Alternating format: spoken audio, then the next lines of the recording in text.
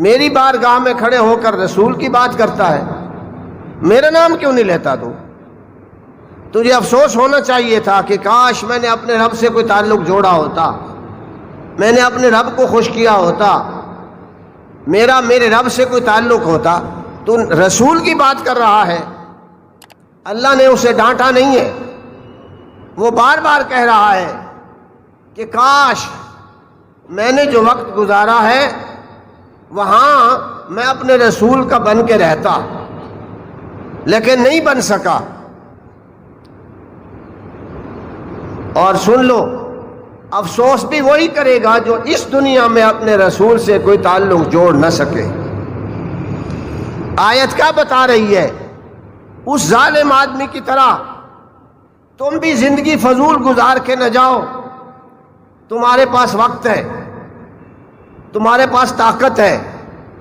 عمل کرنے کا جذبہ ہے، نیکیاں کر کر کے اپنے رسول کی پیروی اور فرما برداری کر کر کے رسول سے کوئی رشتہ جوڑ کے جاؤ، جیسے امتی کا رسول سے رشتہ ہوتا ہے اور غلام کا اپنے آقا سے رشتہ ہوتا ہے۔ تم اپنے رشتہ پکا کر کے جاؤ تاکہ اس ظالم کی طرح تمہیں وہاں پچھتانا نہ پڑے۔ اللہ فرمائے گا کیوں ایسا ہوا؟ قرآن بھی موجود تھا، حدیث بھی موجود تھی، عالم اور نعت خوان بھی موجود تھے، پڑھے لکھے سیانے لوگ بھی موجود تھے،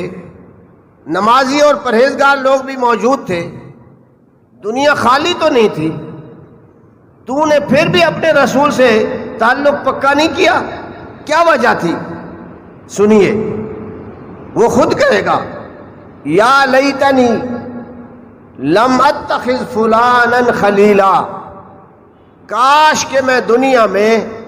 فلانے بندے کو اپنا دوست نہ بناتا۔ اگر اس دنیا میں جس میں ہم رہ رہے ہیں ہمارا دوست اگر فلانا بندہ نہ ہوتا تو میرا تعلق میرے رسول سے جڑ جاتا، جس سے میرا رابطہ تھا، جس کے پاس میرا آنا جانا تھا، میرا اٹھنا بیٹھنا تھا، میری برادری تھی، میری رشتہ داریاں تھیں، میرا کاروبار تھا، وہ ایسا خبیث تھا کہ اس نے مجھے ہر شے دکھائی، ہر راستہ بتایا، ہر جگہ مجھے ساتھ لے کے چلا، لیکن جب میرے رسول کی پیروی کی بات آتی تھی نہ وہ خود اس طرف آتا تھا اور نہ مجھے آنے دیا۔ اگر فلانا بندہ میرا دوست نہ ہوتا تو میرا بھی میرے نبی سے، نبی اور امتی کا ایک پختہ رشتہ ہوتا، اور میں اس رشتے پہ فخر کرتا کہ میں عمل کر کے آیا ہوں، اپنے نبی کا سچا غلام بن کے آیا ہوں۔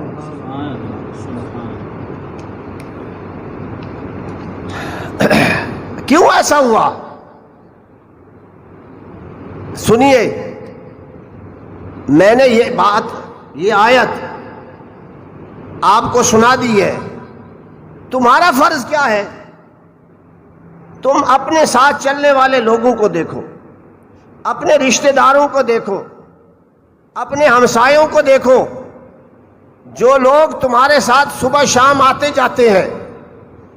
تم ان کے بغیر نہیں رہ سکتے، وہ تمہارے بغیر نہیں رہ سکتے، ان سے ملے بغیر تمہارا وقت نہیں گزرتا، تم انہیں ملو تو تمہیں سکون ملتا ہے۔ اپنے ان دوستوں کو دیکھو کہ ہم بڑی چاہت سے ملتے ہیں اور راستہ کاٹ کے ملتے ہیں،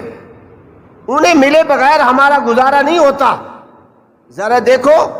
ان کی محفل میں جا کے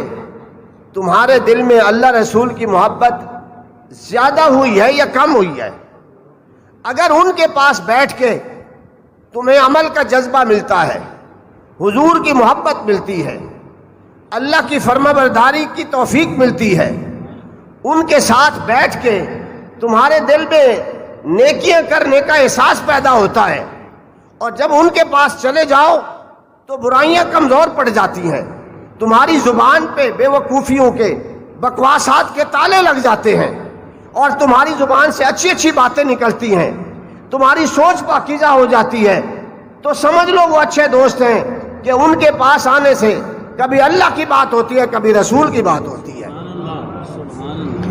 اور اگر کوئی ایسا دوست ہے جو انتہائی خبیث اور کمینہ ہے، آتے ہی وہ بری باتیں کرتا ہے،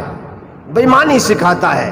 اس کے پاس بیٹھ بیٹھ کے ہم نے فراڈ سیکھا ہے، لوگوں کی غیبتیں کرتے ہیں، لوگوں کی برائیاں کرتے ہیں، ان کے پاس بیٹھنے سے کوئی نیکی کا شعور نہیں، بلکہ جو نیکی کے جذبے پہلے تھے وہ بھی کمزور پڑ گئے ہیں، تو قرآن یہ کہہ رہا ہے سمجھ لو قیامت کے دن پھر تم روو گے، افسوس کرو گے، اور وہاں کہو گے کاش یہ میرا دوست نہ ہوتا۔ وہاں افسوس کرنے کی بجائے ابھی سے اندھے بن کے نہ رہو، آنکھیں کھول کے دیکھو کون ایسا دوست ہے کہ اس کے پاس بیٹھنے سے ہمیں اللہ رسول کی یاد آتی ہے، اس کی محبتوں کی خوشبو آتی ہے، عشق رسول کی چاشنی ملتی ہے، اس کے پاس ضرور جاؤ، اور جس کے پاس بیٹھنے سے یہ چیزیں نہیں ملتی ابھی سے تعلق توڑ لو۔